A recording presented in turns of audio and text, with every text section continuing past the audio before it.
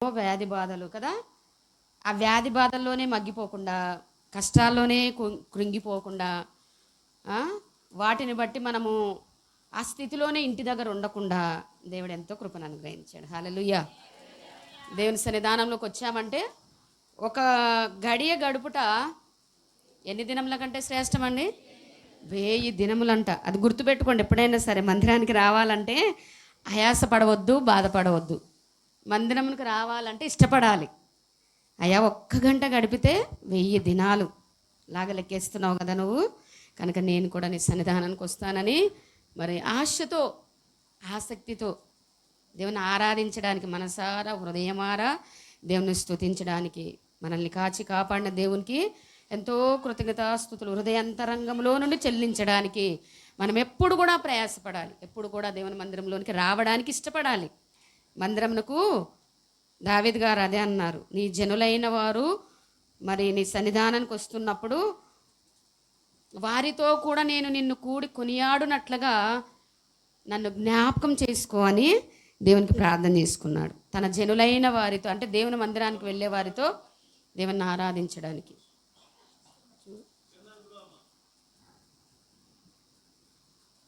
సరే దినాన అలాగే మనం కూడా దేవుని సన్నిధానంలో దేవుని యొక్క మార్గంలో, నేను పలుమార్లు చాలాసార్లు వాక్యం చెప్పినప్పుడు అలా చెప్తాను కదండి, మనము ధనవంతులమని, ఆస్తిపరులమని, అందగాళ్ళమని దేవుడు మనల్ని ఏర్పాటు చేసుకున్నాడా?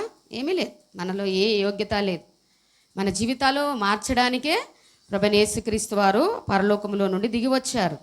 సర్వమానవాళి పాప పరిహారార్థమై మన పాపమంతా ఆయన మీద వేసుకొని, మన మురికి జీవితము, మన శాప జీవితము, మన అపవిత్రమైన జీవితము, ఎందుకు పనికిరాని జీవితము, ఎన్నిక లేని జీవితాన్ని ఎన్నికగా చేయడానికి ఆయన ఈ భూలోకంలోనికి వచ్చాడు. హల్లెలూయా. అందుకై మనము దేవునికి ఎంతో రుణస్థులమై ఉన్నామండి కదా. అలాగే మనము దేవుడు మనల్ని ఎలా ఉండాలని మనల్ని కోరుకున్నాడో, ఎలా ఉంటే మనల్ని దేవుడు దీవిస్తాడో, ఇది నన్ను కొన్ని మాటలు భక్తులు రాసినటువంటి మాటలు, ప్రవక్తలు, శిష్యులు బైబిల్ గ్రంథంలో పరిశుద్ధాత్మ ప్రేరణ చేత వ్రాసినటువంటి మాటలను ఇది నన్ను మనం చదువుకుందాం. రోమాపత్రిక 5వ అధ్యాయము 9వ వచనం నుండి 9వ వచనం 1. కాబట్టి ఆయన రక్తము వలన ఇప్పుడు నీతిమంతులుగా తీర్చబడి మరింత నిశ్చయముగా ఆయన ద్వారా ఉగ్రత నుండి రక్షింపబడుదుము. హల్లెలూయా. చూడండి క్రీస్తునందు ప్రియ సహోదరి సహోదరులారా, మనల్ని దేవుడు ఎందుకు ఏర్పాటు చేసుకున్నాడు, ఎందుకు మనల్ని నీతిమంతులుగా చేశాడు, ఏ రీతిగా మనము నీతిమంతులుగా మార్చబడ్డాము అంటే, ఎలా మార్చబడ్డాము నీతిమంతులుగా అంటే, మనమేమో దాన ధర్మాలు చేయలేదు కదా, మనమేమి కూడా ఆయన సన్నిధానంలో ఆయన రక్తము లేకుండా, ఆయన కృప లేకుండా మనము నీతిమంతులుగా చేయబడలేదు. మనం ఏ కార్యం కూడా చేయలేదు ఆయన కొరకు. కేవలం ఆయన యొక్క ఉచితమైన కృప ద్వారానే దేవుడు మనల్ని నీతిమంతులుగా చేశాడు. అందుకే అంటున్నాడు ఇక్కడ అపోస్తలుడైన పౌలు రోమా సంఘాన్ని హెచ్చరిస్తూ, కాబట్టి ఆయన రక్తము వలన ఇప్పుడు నీతిమంతులుగా తీర్చబడి మరింత నిశ్చయముగా ఆయన ద్వారా ఉగ్రత నుండి మనము రక్షింపబడుదుము. దేని కొరకు మనము రక్షింపబడ్డాము, ఎందుకు రక్షింపబడ్డామంటే, మొట్టమొదటిగా మనము పైన రాస్తాడు ఆయన, మనం ఇంకనూ పాపులమై ఉండగానే, చూడండి 8వ వచనం, అయితే దేవుడు మన ఎడల తన ప్రేమను వెల్లడిపరుచుచున్నాడు, ఎట్లనగా మనం ఇంకనూ పాపులమై ఉండగానే క్రీస్తు మన కొరకు చనిపోయాను. మనం ఇంకనూ పాపులమై ఉండగానే క్రీస్తు మన కొరకు చనిపోయాను అంటూ ఉన్నాడు. శత్రువులమై ఉండగానే అంటున్నాడు 10వ వచనం, ఏలైనగా శత్రువులమై ఉండగా ఆయన కుమారుని మరణము ద్వారా ఏం చేయబడ్డాం, మనము దేవునితో సమాధానపరచబడిన ఎడల సమాధానపరచబడిన వారమై ఆయన జీవించుట చేత మరి నిశ్చయముగా రక్షింపబడుదుము. చూడండి క్రీస్తునందు ప్రియా సహోదరి సహోదరులారా, దేవుడు మనల్ని, మనం ఇంకనూ శత్రువులమై ఉండగానే, మనం పాపులమై ఉండగానే తన రక్తము ద్వారా దేవుడు మనల్ని నీతిమంతులుగా చేశాడు. మనల్ని నీతిమంతులుగా చేశాడు. ఎందుకు నీవు ప్రభువైన యేసుక్రీస్తు వారిని నమ్ముకున్నావు? ప్రభువైన యేసుక్రీస్తు వారిని ఎందుకు విశ్వసించావు? ఆస్తి కలిసి వస్తుందనే, అంతస్తు కలిసి వస్తుందనే, ధనము ఐశ్వర్యం కలిసి వస్తుందనే లేదు. ప్రభు ఎక్కడ చెప్పలా, ప్రభు యేసుక్రీస్తు వారు నన్ను నమ్ముకోండి, నేను ఐశ్వర్యం ఇస్తాను, ఆస్తులు ఇస్తాను అని ఎక్కడ కూడా చెప్పలేదు. మరణము నుండి, రెండవ మరణము నుండి, నిత్య నరకాగ్ని నుండి మనల్ని తప్పించడానికి ప్రభు యేసుక్రీస్తు వారు మన కొరకు సిలువలో మరణించాడు. మనకు రావలసిన శిక్షణంతా కూడా ఆయన మీద వేసుకొని మనము పొందవలసిన శిక్షణంతా ఆయన మీద వేసుకొని మనల్ని మరి రక్షించాడు, మనల్ని నీతిమంతులుగా తీర్చాడు. హల్లెలూయా. ఎలా చేశాడు? నీతిమంతులుగా. ఆయన రక్తము మనల్ని ఏం చేస్తుంది అంటే, నమ్మి బాప్తిసం పొందినటువంటి మనము, రక్షింపబడిన మనము నీతిమంతులుగా తీర్చబడుతున్నాం. నీతిమంతులుగా తీర్చబడి మరింత నిశ్చయముగా ఆయన ద్వారా ఉగ్రత నుండి కూడా రక్షింపబడుతున్నాం. ఎవరైతే ప్రభువైన యేసుక్రీస్తు వారిని నమ్మలేదు, ప్రభువైన యేసుక్రీస్తు రక్తంలో కడగబడలేదు, ఇక్కడ అంటే ఆయన రక్తంలో కడగబడితేనే రక్షణ అని చెప్పాడు. ఒకడు నీటి మూలంగాను ఆత్మ మూలంగాను జన్మిస్తేనే రక్షణ. నికోదేముతో చెప్పాడు కదా దేవుడు. ఆయన అది రాత్రిపూట వస్తే, అయ్యా నేను మరి నూతనంగా జన్మించాలంటే, రక్షణ పొందాలంటే నేనేం చేయాలంటే, నువ్వు నీటి మూలముగాను ఆత్మ మూలముగాను నీటి మూలముగాను నీవు రక్షణ జన్మించితేనే తప్ప నీవు దేవుని రాజ్యములో ప్రవేశించవని నిశ్చయముగా చెప్తున్నాను. ఒక రాజ్యం ఉంది, పరలోక రాజ్యం ఉంది. ఆ రాజ్యములో చేరడం కొరకు ఈ భూమి మనకు శాశ్వతమైంది కాదు, ఈ లోకము మనకు శాశ్వతమైంది కాదు. కనుక యేసు ప్రభు రక్తంలో కడగబడిన మనకు ఒక నిత్య రాజ్యం ఉంది. ఆ రాజ్యంలో చేరాలంటే పాపముతోనూ అన్యాయముతోనూ అక్రమముతోనూ అవినీతితోనూ దుర్మార్గతతోనూ దుష్టత్వముతోనూ దేవుని రాజ్యంలో చేరలేము. కనుక నీతిమంతులు మాత్రమే ఆ నీతిమంతులు ప్రభువైన యేసుక్రీస్తు రక్తంలో కడగబడిన వారు మాత్రమే దేవుని రాజ్యములో నిత్యముగా చేరుతారని నికోదేముతో ప్రభువైన యేసుక్రీస్తు వారు సెలవిచ్చారు. కనుక ఇది మనమందరం కూడా ఆ నికోదేమంత అదృష్టవంతుడు, నిజంగా సజీవుడైన దేవుణ్ణి ముఖాముఖిగా మాట్లాడి నిశ్చయముగా రక్షణ తీసుకున్నాడు ఆయన. కానీ మనం చూడకుండా ప్రభువైన యేసుక్రీస్తు వారిని ఆయన వాక్కుల ద్వారా నమ్మి విశ్వసించి మరి మనము ఏం చేయబడ్డాము? రక్షింపబడిన మనము ఎలా ఉండాలో, ఏ రీతిగా జీవించాలో ఇక్కడ వాక్యము మనతో మాట్లాడుతూ ఉంది. నీతిమంతులుగా తీర్చబడ్డామంట. మనం ఏం చేయబడ్డాము? నీతిమంతులుగా తీర్చబడ్డాం. మహాజ్ఞాని అయినటువంటి సొలొమోను గారు చెప్తూ ఉన్నారు, నీతిమంతులుగా ఉంటే ఎలా ఉంటారు? నీతి ఎన్ని రకాలుగా మరి మనల్ని ఆస్వాదిస్తుంది. నీతిమంతులుగా ఉంటే ఎలా దేవుడు మనల్ని దీవిస్తాడు అనే విషయాన్ని సామెతల గ్రంథంలో మనకు తేట తెల్లముగా మరి చెప్తూ ఉన్నాడు. చూడండి, సామెతల గ్రంథం. మహాజ్ఞాని అయినటువంటి సొలొమోను గారు ఆ రోజున తండ్రి అయిన దేవుడు చెప్పాడు ఆయనకు. ఆయన ఏమడిగాడు సొలొమోను గారు? ఆస్తిని ఐశ్వర్యమని అడిగాడా? ఏమడగలేదు, జ్ఞానమును అడిగాడు. ఈయన రాసినటువంటి జ్ఞాన సంబంధమైన మాటలు, శ్రేష్టమైన మాటలు ప్రతి మానవునికి ఎంతో విలువైన మాటలు. అవి పరమగీతాలు కానివ్వండి, తర్వాత ప్రసంగి కానివ్వండి, సామెతలు కానివ్వండి కదా, ఎంతో విలువైనటువంటి మాటలు. ఒక మనిషి ఎలా బ్రతకాలో, ఎలా జీవించాలో లోకంలో అనే మాటలను జీవితము విలువైనదిగా చేసుకోవడం కోసము జ్ఞాని అయినటువంటి సొలొమోను గారు ద్వారా దేవుడు బయలుపరుస్తూ ఉన్నాడు. నీతి అంటే మొట్టమొదటిగా మనల్ని ఏం చేస్తుంది? అక్కడ మనం ఉగ్రత నుండి మనల్ని తప్పిస్తుంది. ఉగ్రత అనేది ఒకటి ఉంది. ఆ ఉగ్రత ఏంటంటే మరి నిత్య నరకాగ్ని. ఆ నరకాగ్ని నుండి తప్పించబడాలి అంటే ప్రభువైన యేసుక్రీస్తు వారి రక్తంలో కడగబడాలి. తర్వాత నీతిమంతులుగా మనము తీర్చబడ్డాము, నీతిమంతులుగా జీవించాలి అని తెలియజేస్తూ 8వ అధ్యాయము సామెతల గ్రంథము చెప్తుంది. 20వ వచనంలో అంటున్నాడు, నీతి మార్గమునందు చాలండి. మనం ఇదేనా నా టాపిక్ ఏంటంటే నీతిమంతులు. అసలు మన రక్షకుడే నీతి సూర్యుడు, ఆయన నీతిమంతుడు. ఆయన తనలాగుండాలనే మనల్ని రక్షించాడు. ఆయన నీతి సూర్యుడు, నీతిమంతుడు, తేజోమయుడు, ప్రకాశత కలిగిన వాడు, ఆయనలో ఏ దోషము ఏ లోపము లేనివాడు. కనుక ఆయన భక్తుల ద్వారా, తన ప్రవక్తల ద్వారా మాట్లాడుతూ, తన శిష్యుల ద్వారా మాట్లాడుతూ, తనను విశ్వసించిన వారు, తనను వెంబడిస్తున్నటువంటి వారు నీతిమంతులుగా ఉండాలని ఆశిస్తూ మాట్లాడుతున్నాడు. ఇక్కడ ఏమంటున్నాడంటే, ఏం చేస్తుందంటే ఆ నీతిమంతులుగా ఉంటే నీతి మార్గమునందును న్యాయ మార్గముల యందును నేను నడుచుచున్నాను. ఇక్కడ చెప్తున్నాడు ఆయన. మరి ఈ రాసినటువంటి గ్రంథకర్తే చెప్తున్నాడు.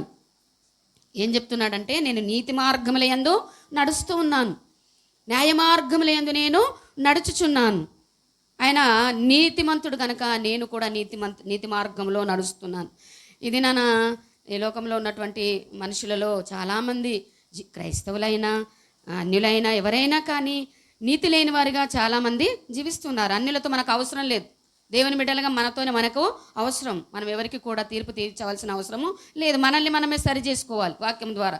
నీతిమంతులుగా చేయడానికి ప్రభువైన యేసుక్రీస్తు వారు వచ్చారు. ఇది నీవు నీతిమంతులుగా ఉన్నామా, నీతిని అనుసరించి నడుస్తున్నామా? సొలొమోను గారు చెప్తున్నారు, నీతి మార్గమునందు న్యాయ మార్గమునందు నేను నడుస్తున్నాను అంటున్నాడు. ధైర్యంగా చెప్తున్నాడు ఆయన. నేను నీతిని అనుసరించే నడుస్తున్నాను అంటున్నాడు.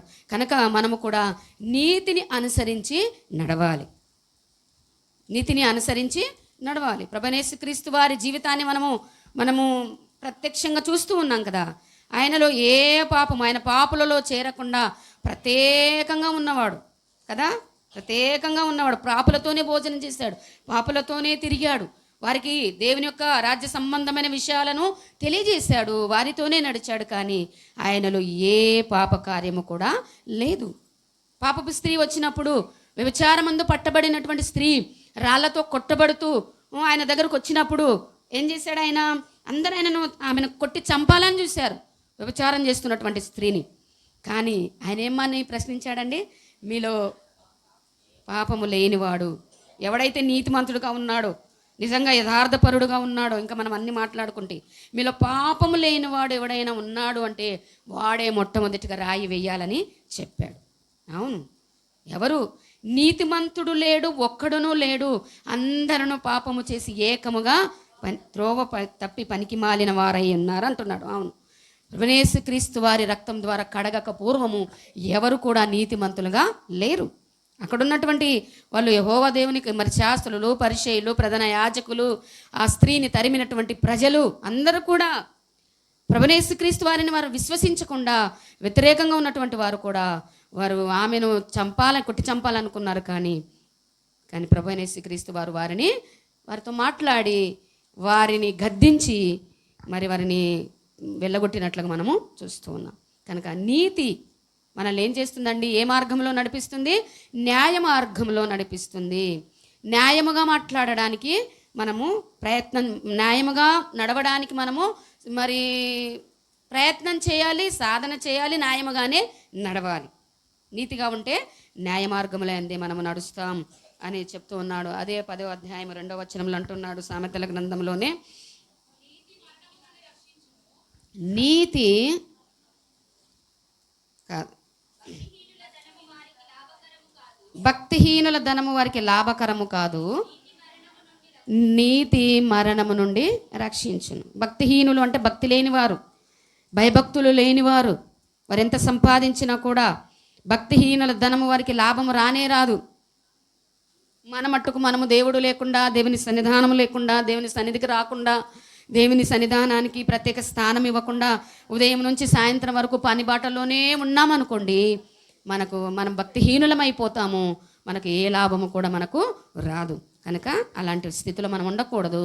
అయితే నీతి మరణము నుండి రక్షించును.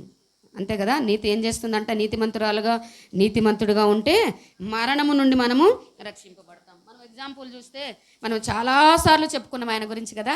7వ అధ్యాయం ఆదికాండములో 7వ అధ్యాయంలో ఆయన ఎలాంటి వాడంట చూడండి. అసలు ఆ తరములో ఆయన ఎలాంటి వాడుగా ఉన్నాడు?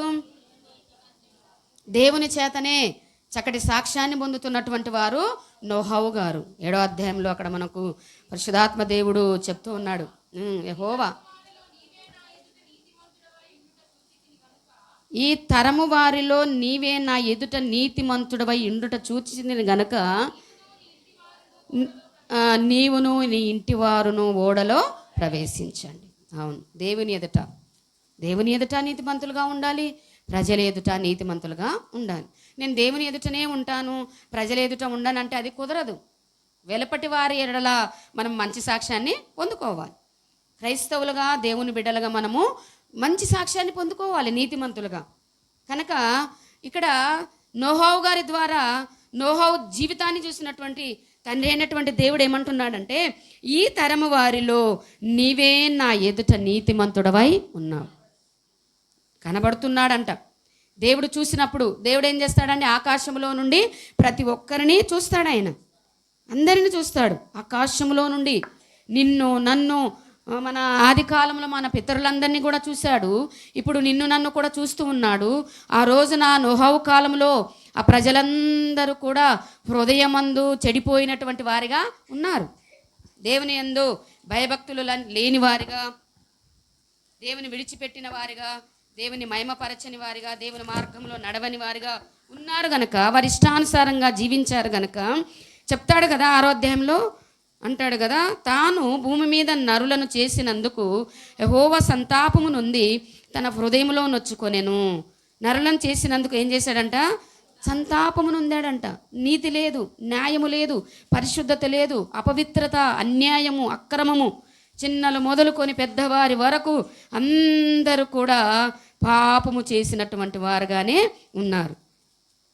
అందరూ కూడా కేవలం 5వ వచనంలో అంటాడు, నరుల చెడుతనము భూమి మీద గొప్పదనియు వారి హృదయం యొక్క తలంపులలోని ఊహ అంతా ఎల్లప్పుడూ కేవలము చెడ్డదని యెహోవా చూశాడు. ఎలా ఉన్నారండి దేవుడు చేసినటువంటి మనుషులు, దేవుని యొక్క ప్రజలైనటువంటి వారు?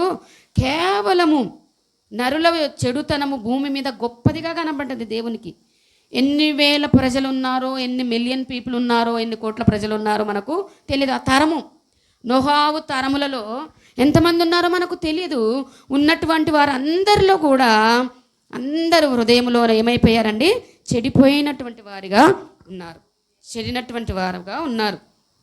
నరుడ చెడుతనము భూమి మీద గొప్పదనియో వారి హృదయం యొక్క తలంపులలోని ఊహ అంతయు ఎల్లప్పుడూ కేవలం చెడ్డది.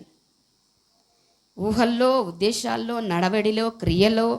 ఇక్కడ చూడండి, దేవుడు చూస్తూ ఉన్నాడు. వాడి నడవడిని చూశాడు, వాడి ఉద్దేశాలను చూశాడు, వారి యొక్క తలంపులను చూశాడు. దేవుడు వారి ఆలోచనలు చూశాడు. వారు ఎలా ఊహించుకుంటున్నారు, ఎలాంటి ఆలోచనలు చేస్తున్నారు, ఎలాంటి జీవితంతో నడుస్తున్నారని అన్నిటినీ గమనించిన దేవుడు ఆ యొక్క తరములో వారందరూ కూడా చెడిపోయిన వారుగానే ఉన్నారు.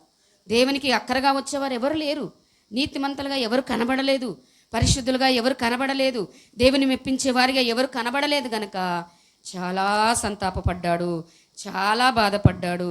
కనుక దేవుడు ఒక మంచి నిర్ణయాన్ని తీసుకున్నాడు. ఏం తీసుకున్నాడు? ఈ నరులను ఇక్కడ ఈ యొక్క లోకంలో ఉండకుండా, అంటే ఆ తరము వారిలో ఎవ్వరు కూడా ఉండకుండా వారిని అందరిని కూడా తుడిచివేయాలి, నశింపజేయాలని చెప్పేసి ఆలోచన చేసినటువంటి దేవుడు చూసినప్పుడు ఆ తరము వారందరిలో ఒకే ఒక కుటుంబం కనబడిందండి. ఏ కుటుంబం అది? నోహావు గారి యొక్క కుటుంబం కనబడింది. అక్కడే చెప్తున్నాడు, దేవుడు సాక్ష్యం ఇస్తున్నాడు. 6వ అధ్యాయము 8వ వచనం, అయితే నోహావు యెహోవా దృష్టి యందు కృపపొందినవాడాయను. నోహావు వంశావళి ఇదే. నోహావు నీతిపరుడును తన తరములో నిందారహితుడనై ఉండెను. నోహావు దేవునితో కూడా నడిచినవాడు. ఇది కావాలి ఈ రోజుల్లో. హల్లెలూయా. ఈ రోజుల్లో దేవుడు మనల్ని రక్షించాడు, మనల్ని వేరుగా, లోకానికి వేరుగా మనల్ని ఏర్పాటు చేసుకున్నాడు. మనం ఎలా ఉండాలంట?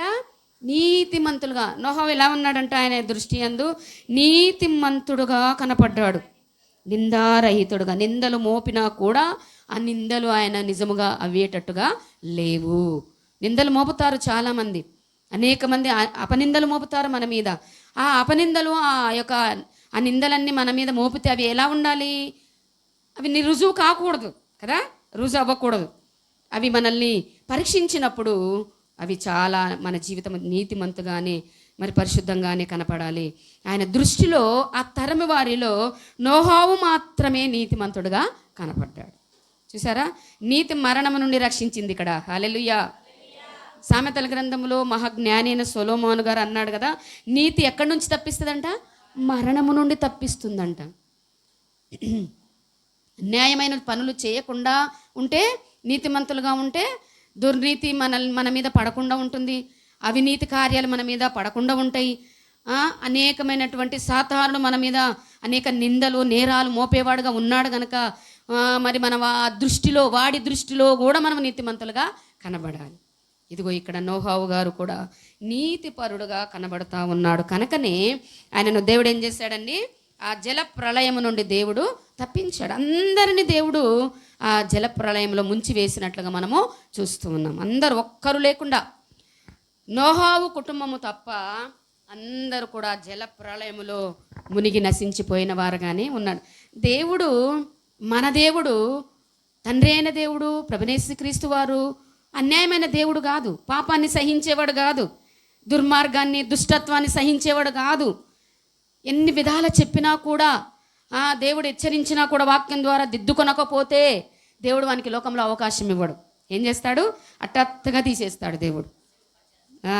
ఎన్నిసార్లు గద్దించినా కూడా విననొల్లని వాడు ఏమవుతాడంటే మరి తిరుగు లేకుండా హఠాత్తుగా నాశనమైపోతారు.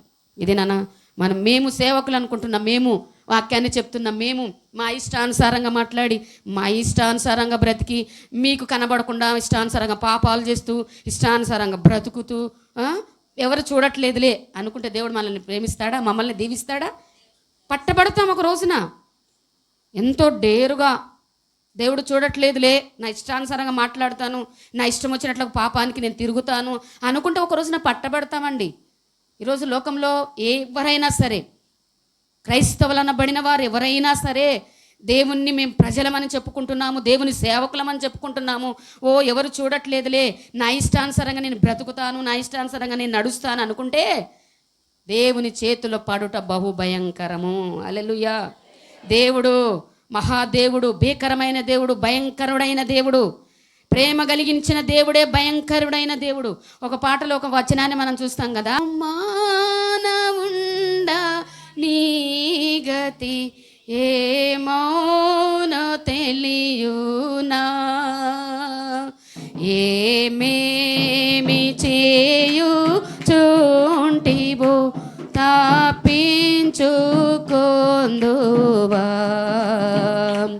ఏమేమి చేయు చుంటివో తప్పించుకొందువా.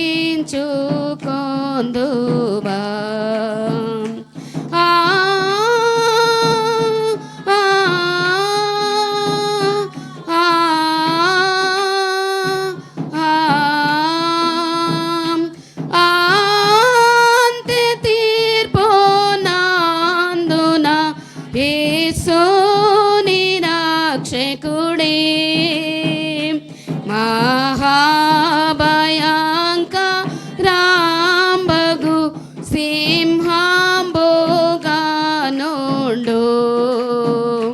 మహాభయంకరాంబగు సింహంబుగానుండు. హల్లెలూయా.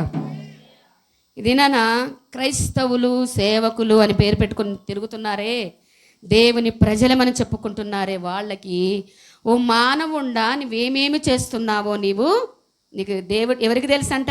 దేవునికి తెలుసు. అయితే ఆ అంత్య తీర్పునందున యేసు నీ రక్షకుడే, లోకంలో దీవించిన వాడే, ప్రేమించిన వాడే, ఆదరించిన వాడే, స్వస్థపరిచిన వాడే, బాగు చేసిన వాడే. కానీ చివరి రోజున ఒక తీర్పు ఉంది కదా మనకు. అందరము క్రీస్తు న్యాయపీఠం ఎదుట నిలబడినప్పుడు, ఆ తీర్పులోనికి వచ్చినప్పుడు అక్కడ ప్రభు ఎలా ఉంటాడో తెలుసా? ప్రభువుని రక్షకుడే కానీ మహాభయంకరంగా ఉంటాడు, సింహము రీతిగా ఉంటాడంట. హల్లెలూయా. ఇదేనా నువ్వు యేసు ప్రభు వారిని చాలా తేలికగా చూస్తున్నావు కదా, చాలా చులకనగా చూస్తున్నావు, చాలా చులకనగా మాట్లాడుతున్నావు. యేసు ప్రభు అంటే చాలా చులకనగా తీసి పారేస్తున్నావు యేసు ప్రభు వారు అంటే. కానీ ఒక రోజున తీర్పు తీర్చిన రోజున మనమందరము కూడా చనిపోయిన తర్వాత క్రీస్తు న్యాయపీఠం ఎదుట నిలబడినప్పుడు ఎవడు నీతిమంతుడో, ఎవడు న్యాయమంతుడో, ఎవడు పరిశుద్ధుడో అక్కడ తీర్పు తీర్చబడుతున్నప్పుడు ఆ రోజున నిన్ను దేవుడు క్షమిస్తాడు అనుకుంటున్నావు. ఎలా ఉంటాడంట? పాట రాశాడు కదా భక్తుడు, ఎంత చక్కగా రాశాడు. మహాభయంకరంగా ఉంటాడంట ఆయన. సింహముగా ఉంటాడంటండి. జాలిగా ఉండడు ఆ రోజున. ఎంత వేధించావండి ప్రభువారిని, ఎంత గాయపరిచావండి, ఎంతగా గాయాలు రేపావండి, బహాటంగా సిలువ వేసావండి నీ పనుల ద్వారా, బహాటంగా అవమానపరిచావు ప్రభువారిని. ఇంకా అలానే ఉంటున్నావు. ఎంత వాక్యం మాట్లాడుతున్నా, ఎంత వాక్యం తెలియజేస్తున్నా, నీ బ్రతుకు దిద్దుకో, నీ బ్రతుకు మార్చుకొని దేవుడు హెచ్చరిస్తున్నా కూడా నువ్వు దేవుని లెక్క చేయకుండా నీ మరణం వరకు అలానే ఉంటావే. అలా ఉన్నప్పుడు ఆ రోజున భూమి మీద దేవుడు నీ మీద జాలి పడ్డాడు. ఇది నాన్న అనేకులు యేసయ్యని తిడుతూ ఉంటే కూడా జాలి పడుతూ ఉన్నాడు. అనేకులు దూషిస్తూ ఉన్నారు, దుమ్మెత్తిపోస్తూ ఉన్నారు. మహాభయంకరమైనటువంటి మాటల చేత ప్రభువారిని దూషిస్తున్నప్పటికీ కూడా ఏమన్నా చేశాడండి వాళ్ళని దేవుడు? ఏం చేయట్లేదు. అందుకనే ఇంకా గర్విస్తున్నారు.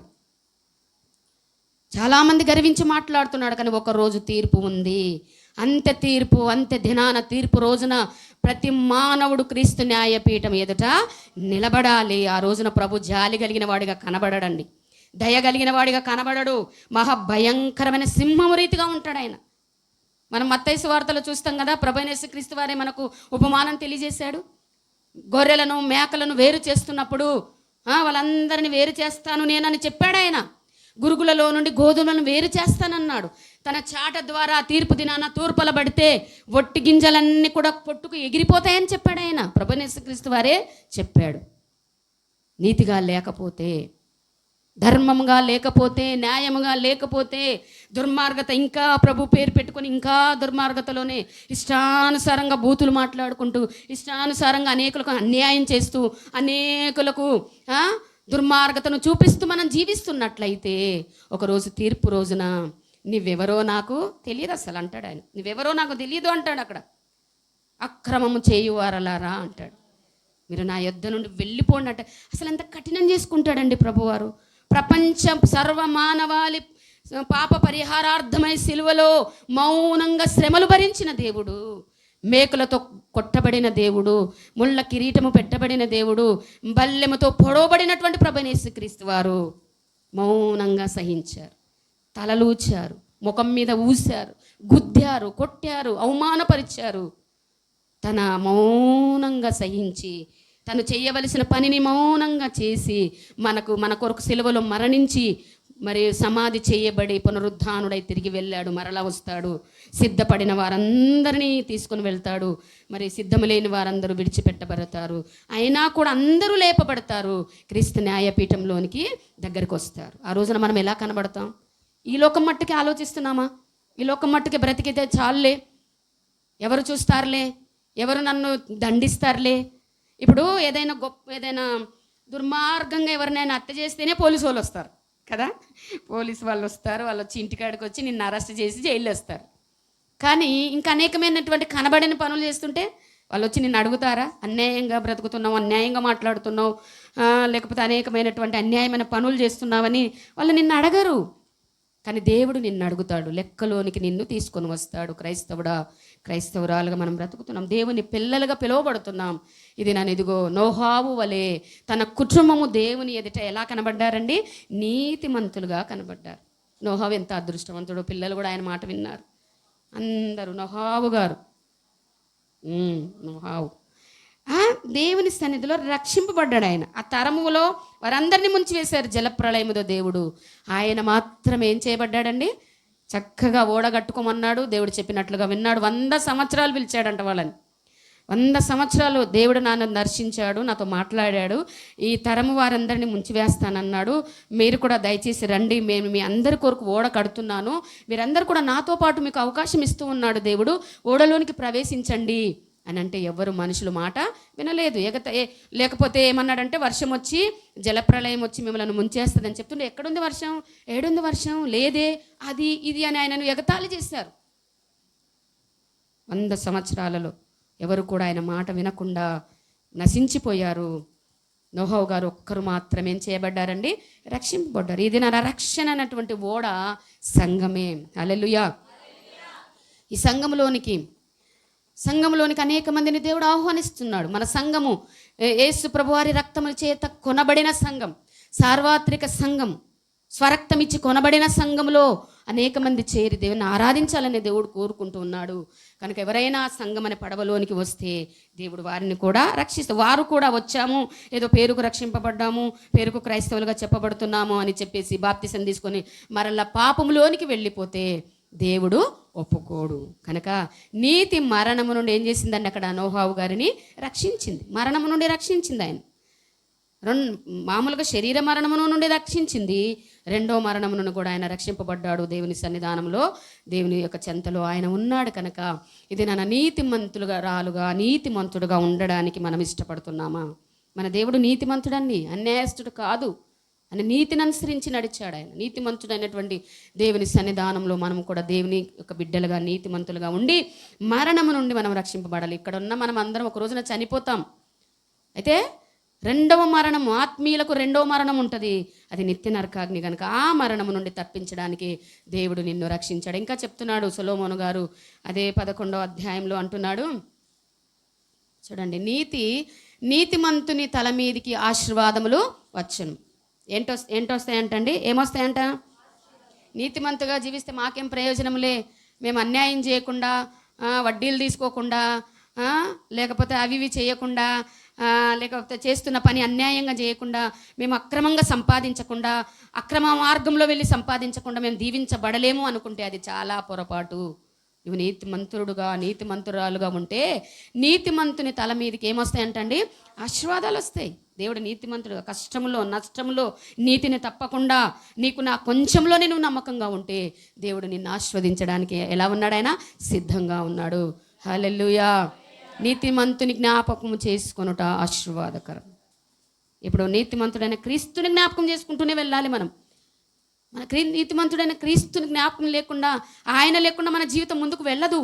నీతిమంతుడైనటువంటి ప్రభువారిని ఎల్లవేళలా జ్ఞాపకం చేసుకుంటూ, ఆయన నీతిగా ఉన్నాడు, నీతిని అనుసరించి నడిచాడు, పాపులలో చేరక ప్రత్యేకంగా ఉన్నాడు, కనుక నేను కూడా నీతిమంతురాలుగా ఉంటాను అని చెప్పేసి ఆయనను జ్ఞాపకం చేసుకుంటూ మనము ఆశీర్వాదకరంగా దేవుని సన్నిధానంలో ఉండాలి. ఇంకా 16వ వచనంలో అంటున్న నీతిమంతుని కష్టార్జితము జీవదాయకము. ఏంటండి? నీతిమంతుడు కష్టపడితే ఆయన జీవదాయకంగా ఉంటుంది. అంటే అన్యాయంగా కష్టపడాడు కాబట్టి ఆయన యొక్క కష్టార్జితము కొంచెమైనా కూడా అది వారు జీవించే విధంగా దేవుడు తనకు మేలునే కలగజేస్తాడు. గనక నీతిమంతుని యొక్క కష్టార్జితము జీవదాయకం అంటున్నాడు. తర్వాత 20వ వచనంలో నీతిమంతుని నాలుక ప్రశస్తమైన వెండి వంటిది. ఎలా ఉండడానికి నీ నాలుకను దేవుడు శుద్ధి చేశాడు? ప్రశస్తమైన వెండిలాగా ఉండడానికి. ఆ వెండి బంగారము డైరెక్ట్ భూమిలోని తీసుకొని వచ్చి వస్తువులు చేసుకుంటాం, మనం చేసుకోము. వాటిని పుటము వేస్తారు, అగ్నిలో కాలుస్తారు. వెండిని కానీ బంగారాన్ని కానీ ఆ ముద్దగా ఉన్న దానిని మస్టు అంతా తీసేసి చక్కగా ఏమేమి కెమికల్స్ వేయాలో, ఏ లోహాలు వేయాలో, ఎలా కరగాలో, ఎలా మస్టుని తీయాలో బంగారము తయారు చేసే వాళ్ళకి తెలుస్తుంది. కనుక ఎలా ఉంటుంది ఆ వెండి అంట? బయటికి తీస్తే చాలా తలతలలాడుగా ఆడేటట్టుగా ఉంటుంది వెండి కదా, పరిశుద్ధంగా ప్రత్యేకంగా కనపడుతూ ఉంటుంది వెండి విమోచనకు గుర్తుగా ఉంది. దేవుడు మనల్ని విమోచించినటువంటి మన జీవితము, నీతిమంతుడుగా చేసిన మన జీవితము, మన నాలుక ఎలా ఉండాలి? ప్రశస్తమైన వెండిగా ఉండాలి. చూస్తే నీ నాలుక చూస్తే ఆరోగ్యదాయకమైన మాటలు మాట్లాడాలి, స్వస్థ బుద్ధికరమైనటువంటి మాటలు మాట్లాడాలి నీ నాలుకతో. యాకోబు పత్రిక తీయండి, మన నాలుక ఎలా ఉందో చెప్తున్నాడు ఆయన. ఇక్కడేమో పరిశుద్ధాత్మ దేవుడు సొలొమోను గారి ద్వారా ఎలా ఉండాలని చెప్తున్నాడు? వెండిగా ఉండాలి, ప్రశస్తంగా ఉండాలి, ఆరోగ్యదాయకంగా మాట్లాడాలి, స్వస్థ బుద్ధి మాటలే మాట్లాడాలి. మన దేవుని యొక్క రుచికరమైన మాటలు మన నాలుక మీద వేసుకున్నప్పుడు, మనం వాటిని చదువుతున్నప్పుడు మన నాలుక పరిశుద్ధమైపోతుంది. కనుక మన నాలుక పరిశుద్ధమైన వాటిని మనం ఏం చేయాలి? పలకాలి. అలాగుననే నాలుక కూడా చిన్న అవయము అయినప్పటికీ కూడా బహుగా అదిరిపడును. ఎంత కొంచెము నిప్పు ఎంత విస్తారమైన అడవిని తగలబెట్టును. నాలుక అగ్నియే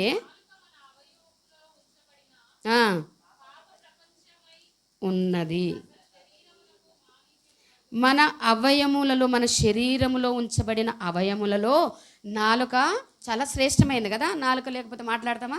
మాట్లాడలేం. మగవాళ్ళలాగా సైగ చేయటమే కదా. కానీ మన నాలుక ఉంచాడు దేవుడు, మనకు మాటలు ఇచ్చాడు. నా నాలుకంటే ఎలా ఉంటుందంట? మన సర్వ శరీరమునకు పాప ప్రపంచమైనదిగా ఉంటుందంట. మాలిన్యాన్ని కలుగజేస్తుందంట. అవును, చిచ్చు పెడుతుందంట మన జీవితాలకి. అనేకులకు చిచ్చు పెడుతుంది ఏంటి? నాలుక కదా. అనరాని మాటలని నాలుక ద్వారానే కదా మాట్లాడి పాప ప్రపంచముగా ఏర్పాటు చేస్తుంది నాలుక. అక్కడేమో పాపం సొలొమోను గారు అయితే ఎంత చక్కగా చెప్పాడో, మన నాలుకంట వెండిలాగా ఉండాలని చెప్తున్నాడు. ప్రశస్తమైన వెండిలాగా ఉండాలని ఆయన చెప్తే, యాకోబు గారు ఏంటి ఇలా ఉంటారు విశ్వాసులు, ఆయన కూడా చూసి రాస్తున్నాడు. దేవుడు బాగానే ఏర్పాటు చేసుకున్నాడు, పరిశుద్ధంగా ఉండాలని ఏర్పాటు చేసుకున్నాడు, చక్కగా మాట్లాడడానికి ఏర్పాటు చేసుకున్నాడు. కానీ మనం ఎలా ఉంటామంట? మన నాలుకతో ఏం మాట్లాడతాము? చదవండి అక్కడ ఏమన్నాడు? మన నాలుక పాప ప్రపంచమై ప్రకృతి చక్రమునకు చిచ్చుబెట్టి నరకము చేత చిచ్చు పెట్టబడును. నాలుక అగ్నియే అంటున్నాడు. అక్కడేమో ప్రశస్తమైన వెండి అంటున్నాడు సొలొమోను గారు, ఇక్కడేమో యాకోబు గారు. అంటే మానవుని యొక్క నాలుక ఇలా మారిపోతుందని ఈయన కూడా చెప్తూ ఉన్నాడు. ఏమంటున్నాడు అంటే నాలుక అగ్నియే, నాలుక అగ్ని, నాలుక మన అవయములలో ఉంచబడిన పాప ప్రపంచమై సర్వ శరీరమునకు మాలిన్యము కలగజేస్తుంది. అవును, నువ్వు మాట్లాడుతున్న మాటల ద్వారా నీ ఆత్మీయ జీవితానికి ఏం కలగజేస్తుంది? మాలిన్యాన్ని, అపవిత్రతను అంటగడుతుంది నీ నాలుక. అపవిత్రమైన మాటలు మాట్లాడితే, శుద్ధమైన మాటలు మన హృదయంలో నుండి దేవుని మాటలు మనకు కలిగి ఉంటే, దేవుని మార్గంలో మనం నడుస్తూ ఉంటే మన మాటలు ఎలా ఉండాలి? రుచికరంగానో కృపాసహితముగానో ఉండాలి.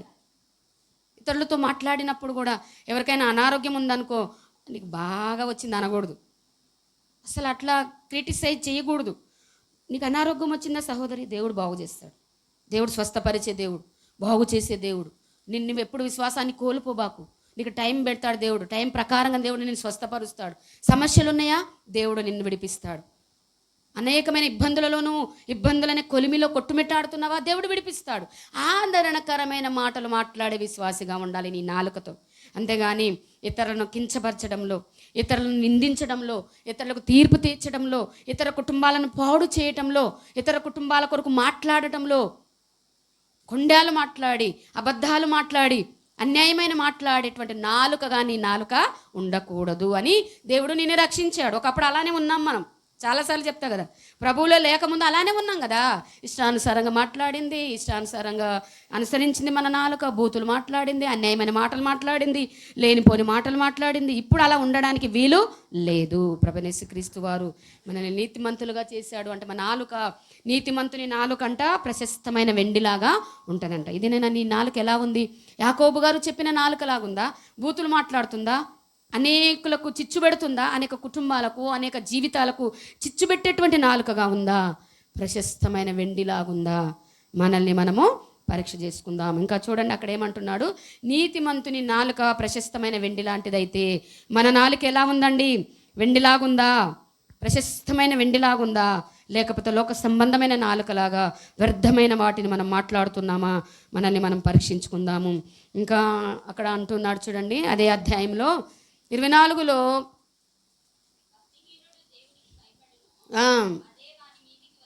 భక్తిహీనుడు దేనికి భయపడునో అదే వాని మీదికి వస్తుంది, నీతిమంతులు ఆశించినది వారికి దొరుకుతుంది.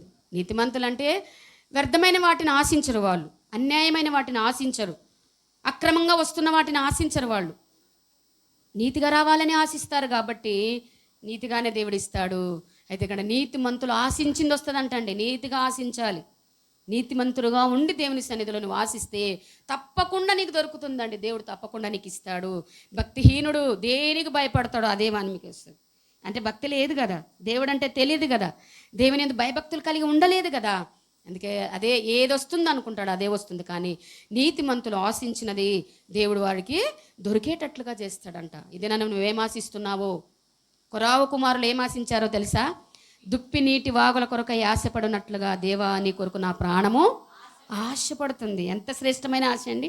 హల్లెలూయా. లోకంలో ఉన్నదంతా శరీరాశ, నేత్రాశ, జీవపు డంబం. ఇవన్నీ దేవుని వలన పుట్టినవి కావు. దేవుని వలన పుట్టినవి అన్నీ కూడా చాలా శ్రేష్టంగా ఉంటాయి. అంటే ఆశ ఉండాలి మనిషికి, కానీ దురాశ ఉండకూడదు. అందుకే ఆత్మఫలాలో ఒక విషయం చెప్తాడు కదా, ఆశా నిగ్రహం అని చెప్తాడు అక్కడ. ఆత్మఫలాలు 9 అయితే మనం కలిగి ఉండవలసింది ఏంటంటే ఆశా నిగ్రహం. ఒక ఆశ కలిగిందంటే అది పవిత్రంగా ఉండాలి. ఒక ఆశ కలిగిందంటే అది నీతిగా ఉండాలి. ఒక ఆశ కలిగిందంటే దురాశగా ఉండకూడదు, దురుద్దేశంతో ఉండకూడదు. కనుక ఇక్కడ నీతిమంతులు ఆశించినది దొరుకుతుంది. కొరాహు కుమారులు వారి తండ్రి అవిధేయుడైనప్పటికీ కూడా కొరాహు కుమారులు దేవుని బలిపీఠమును పట్టుకొని రక్షింపబడ్డారు. వారు ఆశించారు ఏందో తెలుసా? వెండి కోరుకోలేదు, బంగారం కోరుకోలేదు, ఆస్తుల ఐశ్వర్యాన్ని కోరుకోలేదు. కానీ ఏం ఆశించారు వాళ్ళు?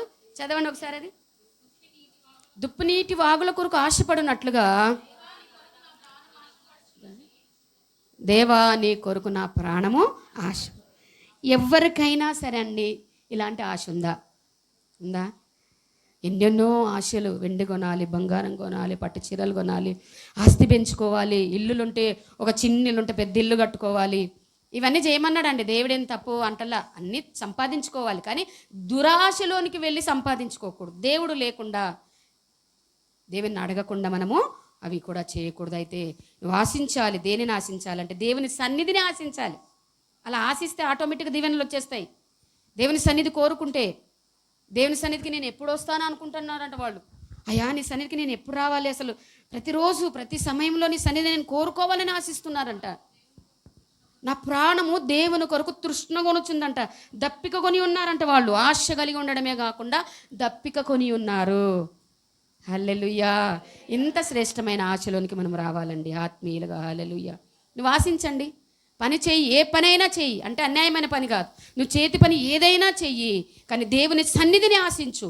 దేవుని సన్నిధిలో మోకరించాలి.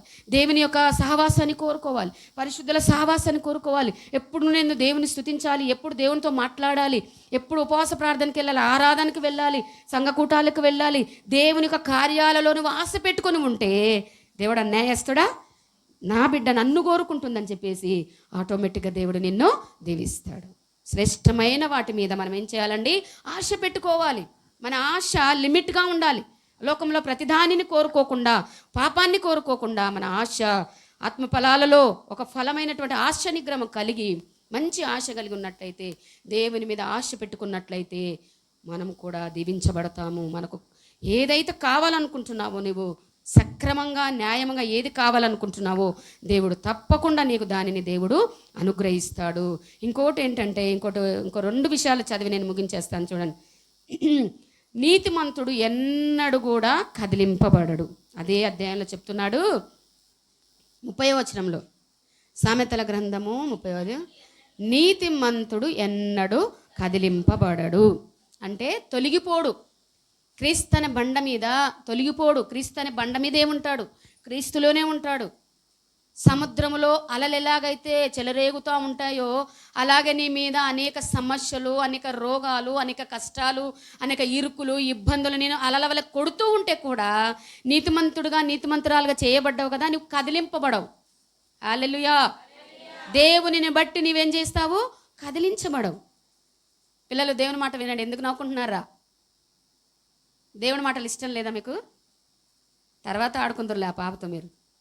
మీకు కూడా చిన్నపిల్లలైనా, యవనస్తులైనా, పెద్దవారైనా దేవుని మాటలు చాలా అవసరం మీ భవిష్యత్తులో.